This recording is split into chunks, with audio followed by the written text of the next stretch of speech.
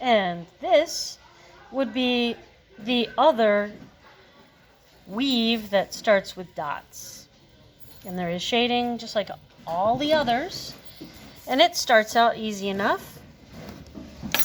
It starts with dots. But instead of doing, we won't even talk about the other weave that starts with dots. We'll just stick with these dots. And I would not go more than a pinky width apart.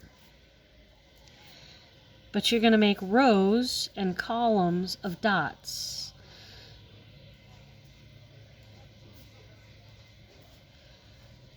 And depending on, so this is just for practice that you're doing, but if you were on your actual project and you wanted to go more, you could do as many rows and as many columns as you wanted. You could do more than this to fill more space on your final project. So that's easy enough. You can do as many columns and as many rows as you wanted. But this is just practice, so I think this would be a good amount to practice on. And again, about a pinky width apart. So I am zoomed in. My pinky is not ginormous.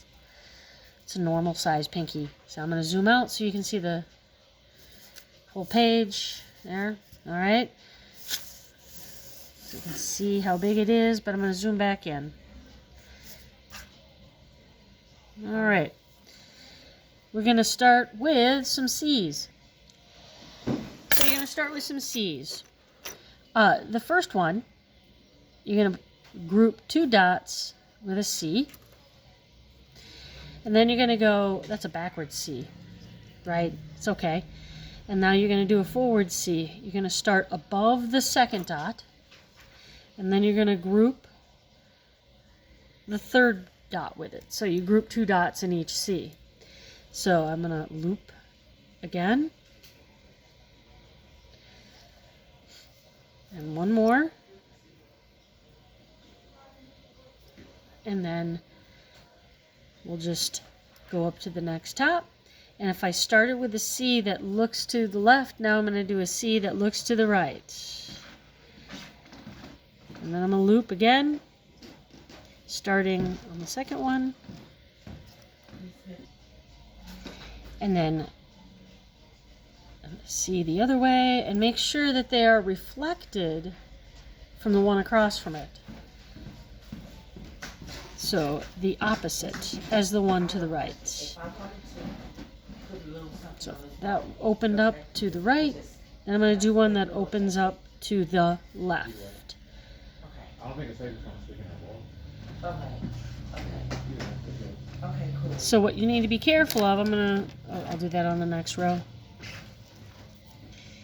So what you have to be careful not to do is this. See how my line just crossed the other line? That would be bad. All right. If you go a little short, like that, see how it's a little short right there? You can always extend it so it just touches. If there's this tiny little gap like this one, just leave it for now. We'll be filling it in shortly. So the first one up at this row was opening up to the right, so I'm going to do one that opens up to the left. And just keep alternating and reflecting from the one next to it. One more to go. Alternating and reflecting. So these two, this C and this C, reflect.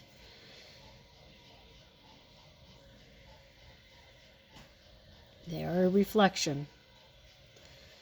Now, how to deal with the bottom and the top? Well, we'll just do this.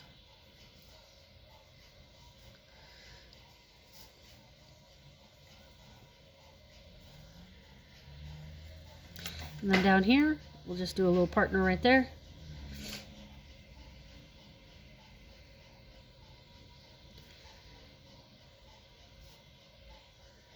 All right. Oh, I didn't get to show you. I didn't realize I was down there. So that's what I just added on the bottom to finish it off. The next step is to fill in all of these spaces solid. And I don't think you need to watch me do that. So I'm going to finish the rest on pause. So you do all of them. Now that I'm about halfway done with the shading. Alright, so when you fill these in solid, just move the pen slowly and it'll actually work. Don't press hard. And if you just move the pen slow and press lightly and let the pen do the work, it'll go just as fast. So sometimes if you have a good fresh one and you just kind of leave it there, it spreads. And that without even having to work. So to move it slower. Alright, so now we are ready for shading. So start at the top left and shade where that tab goes under. And when you shade, you want to go dark, medium, light. Dark, medium, light. Gotta have the dark so that you can have the medium so that you can see the light. So here it's going under. This is on top, so don't shade here. Shade the part that goes under. Dark, medium, light. Dark, medium, light. Dark, medium, light. Dark, medium, light. Dark, medium, light. And then go to your next row and do the same. Now, so what can you do when you're all done with your shading with these little sticky outy things? Well, you can join them like this and shade so it shows that it goes under.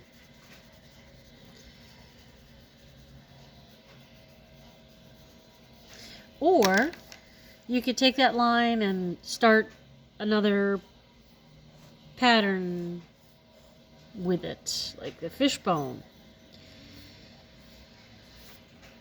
Right? Anything that starts with a line, which is pretty much just about all of them, can use that line as your next pattern. So make sure you finish all your shading so it looks like this one. And you can also border it with another pattern, like this is ribbon around a pole. You know, you could do a row of something that starts with a grid. All sorts of things. Good luck.